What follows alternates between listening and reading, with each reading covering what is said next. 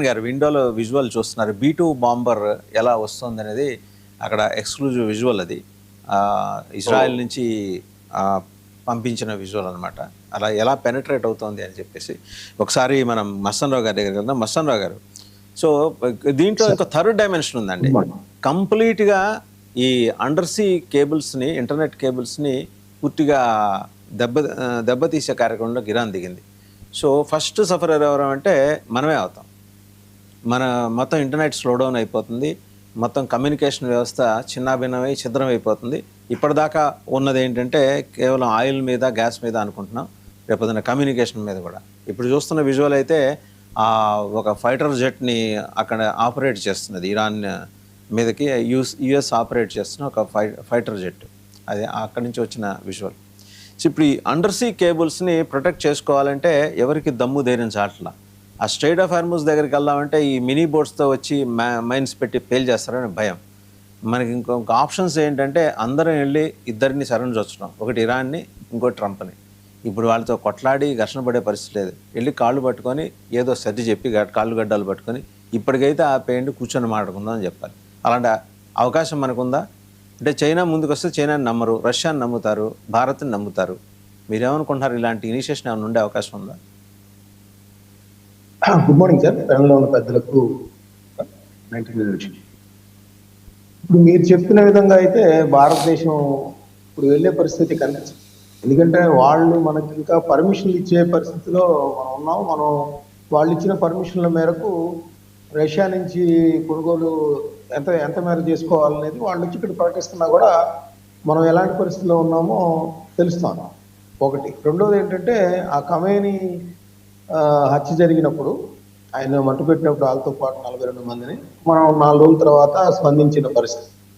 So ఇదంతా ఒక ఎత్తు. మీరు చెప్పిన సబ్సీ కేబుల్స్గా అంటే ఇరాన్ ఏంటంటే ఇప్పుడున్న పరిస్థితుల్లో అది చాలా బహుముఖ వ్యూహంగా, నిజంగా ఒక రకంగా అయితే యుద్ధం విషయంలో ఇరాన్ ఒంటరి పోరు ఏ విధంగా చేస్తుంది అంటే అటు పక్కన గల్ఫ్ దేశాల్లో ఎవరైతే ఆ అమెరికా స్థావరాలు ఉన్నాయో వాటికి సమాధానం చెప్తుంది.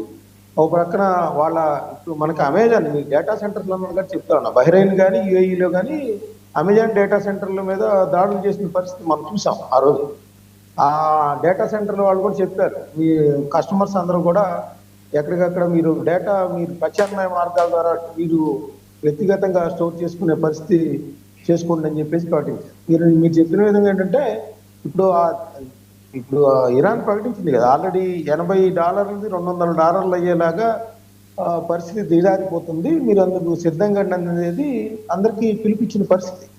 ఇప్పుడు ఆల్రెడీ యుద్ధంతో సంబంధం లేని జపాన్ దగ్గర నుంచి మనం అన్ని దేశాలు ఏదైతే అక్కడ హార్మోజ్ జల్సన్ దగ్గర నుంచి ఈ బ్యారెళ్ళ కొద్దీ ప్రతిరోజు ఎన్ని వేల బ్యారెళ్ళు కొనుగోలు చేస్తా ఉన్నారో వాళ్ళందరూ కూడా ప్రమాదంలో పడినట్టే, వాళ్ళ ఆర్థిక రంగాలన్నీ కూడా కుదేలేరిపోయే పరిస్థితి ఉంది.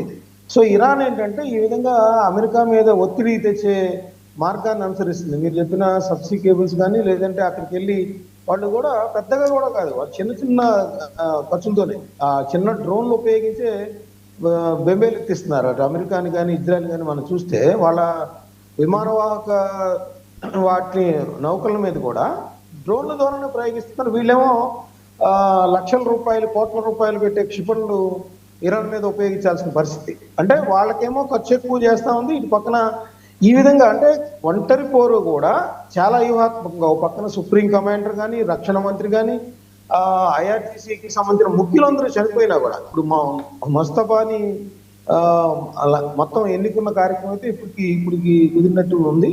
మీరు చెప్పిన వాళ్ళందరూ కూడా ఎవరైతే భద్రతాధికారులు కానీ వాళ్ళందరూ కూడా ఎవరికి వాళ్ళు ఒక పక్కన గల్ఫ్ దేశాల మీద మేము దాడులు ఆపేస్తాము అని చెప్పిన పరిస్థితి, మళ్ళీ వెంటనే కూడా ఆ చమురు క్షేత్రాలు ఏవైతే ఉన్నాయో వాటి మీద దాడులు చేస్తున్న పరిస్థితి.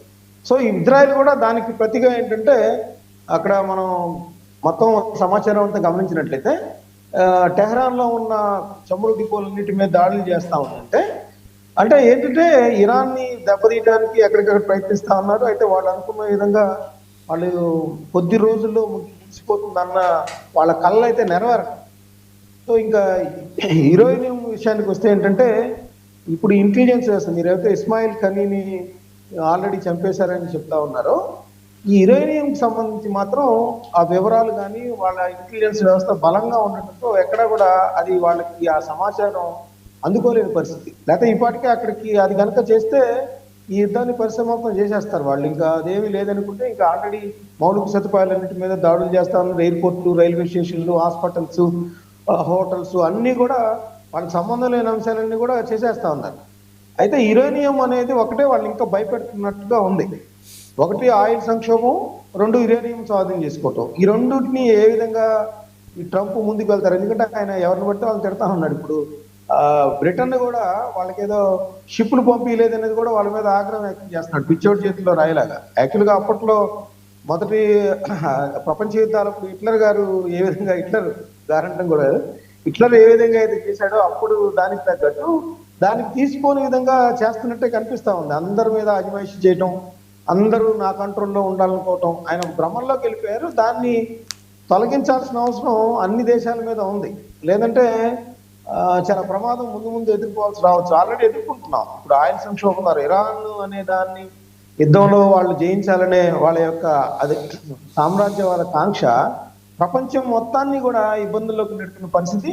ఖచ్చితంగా ఇది మళ్ళీ కొన్ని సంవత్సరాల పాటు దీని ఇంపాక్ట్ కలిగే అవకాశం కూడా కనిపిస్తాం. రైట్. ఒకసారి కల్నల్ వీరావు గారి దగ్గర. కల్నల్ వీరావు గారు, ఇది ఊహాజనితమా? అంటే సందేహాలు వస్తున్నాయి. ఇందాక రవికిరణ్ గారు లేవనెత్తిన తర్వాత మదర్ ఆఫ్ మాస్ డిస్ట్రక్షన్ అని అంతకుముందు ఇరాక్ మీద ఎలా చేశారో అటువంటి వెపన్స్ ఆఫ్ మాస్ డిస్ట్రక్షన్ అని, ఇప్పుడు ఇలాగే లేని యురేనియాన్ని ఏమన్నా ఉన్నట్టు చూపించి కబ్జా పెట్టే ప్రయత్నం, దాడి చేసి ఇరాన్ని ధ్వంసం చేసే ప్రయత్నం. ఇక్కడ నడుస్తున్నది ఇరాన్ మీద దాడి కాదు, ఒక నాగరికతని ధ్వంసం చేయటం. 5,000 ఏళ్ళ నాటి ఒక గొప్ప నాగరికతని ధ్వంసం చేయటం. సరే, మధ్యలో వచ్చిన ఇస్లామిక్ ఛాందస్వాదం పక్కన పెడితే వాళ్ళ నాగరికతని ఈవెన్ ఛాందస్వాదులు కూడా గౌరవించుకుంటూ వచ్చారు. నాగరికత విషయంలో వాళ్ళు ఏమీ జోక్యం చేసుకోవాలి. దాన్ని డిస్మాంటిల్ చేసి ఎలాంటి నాగరికత లేని వలస వాదుల తయారు చేసుకున్న ఒక దేశం, 250 సంవత్సరాల చరిత్ర ఒక దేశం, నాగరికతలు ఉన్న ప్రాంతాలని, దేశాలని ఛిద్రం చేయటం ఎంతవరకు కరెక్ట్? రెండో అంశం, బూట్స్ ఆన్ గ్రౌండ్ వాళ్ళకి సాధ్యం కాదు. ఆఫ్ఘనిస్తాన్, వియత్నాం ప్రయోగాలు, విఫల ప్రయోగాలు. వాళ్ళు ఆయుధ సంపత్తి అంతా కూడా అక్కడ వదిలేసి దండం పెట్టి పారిపోయి వచ్చిన సందర్భం. ఇప్పుడు సైన్యం చచ్చిపోతున్నారు. కాంగ్రెస్కి రేపు ఆయన సమాధానం చెప్పుకోవాలి. ఇవన్నీ అడ్రస్ చేయగలడా, అంతే తెంపరతనంతో పోతాడా? ఫస్ట్ థింగ్ చూద్దామండి. యురేనియం రిఫైనరీస్ మాత్రం వాళ్ళు చేసుకున్నారు, అందులో డౌట్ ఏమీ లేదు.